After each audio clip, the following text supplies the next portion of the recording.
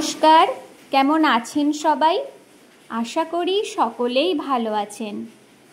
আজ আপনাদের সাথে 3 কোনা বড় নিমকির রেসিপি শেয়ার করব। আমরা কম বেশি ছোট থেকে বড় এই নিমকি সবাই পছন্দ করি। তার জন্য আমি এখানে 1.5 কাপের মতো ময়দা নেব। ময়দাটা অল্প একটু লবণ আর একটুখানি সাদা তেল দিয়ে ভালো করে ময়াম দেবে। আর দিয়েছি অল্প একটু কালো জিরে, কারণ ওই বড় নিমকিগুলোতে দেখবে কালো জিরে থাকে। এবার ময়ামটা খুব ভালো করে দেবে। যখন দেখবে এরকম মুঠো হয়ে আসছে, তার মানে ময়দার প্রত্যেকটা কণাতে ময়ামটা খুব ভালো করে দেওয়া হয়েছে। এবার অল্প অল্প করে জল দিয়ে নর্মালি রুটি পরোটা যেমন করো তার থেকে একটু শক্ত করেই ময়দাটা মাখবে।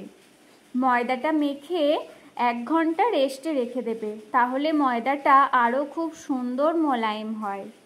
এবার দেখো আমি আরেকটু বার করে ঠেসে নিয়ে তারপরে ছোট্ট ছোট্ট যেমন আমরা লুচি বানাই সেই লুচির ডেলির মতো করে ছোট্ট ছোট্ট ডেলি করে নিয়েছি।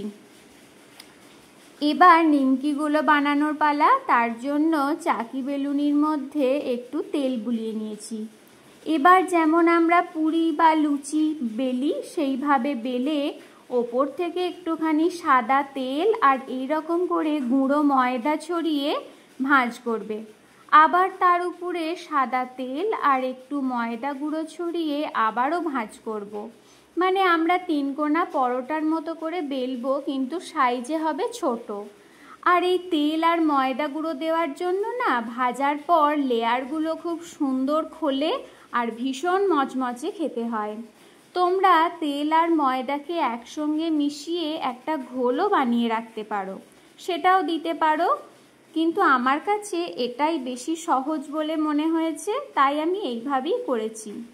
প্রত্যেকটা নিমকি এইভাবে আমি বেলে নিয়েছি দেখো।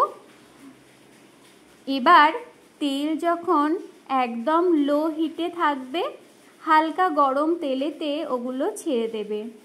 দেওয়ার পর এপিট ওপিট ভালো করে লাল লাল করে ভাজবে। একদম মিডিয়াম ফ্লেমেই একদম লো ফ্লেমেই কিন্তু ভাজা হবে। গ্যাসের ফ্লেম কিন্তু একদমই বাড়াবে না। একটা ব্যাচ ভাজতে 7 থেকে 8 মিনিটের মতো সময় লাগবে। দেখো কত সুন্দর ভাজার পরই মনে হচ্ছে কতটা ক্রিস্পি হয়েছে।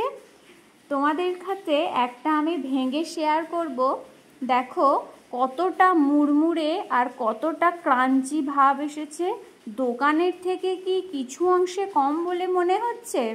তোমরা বাড়িতে অবশ্যই বানিয়ে রাখো, খুচখাচ খিদের জন্য খুব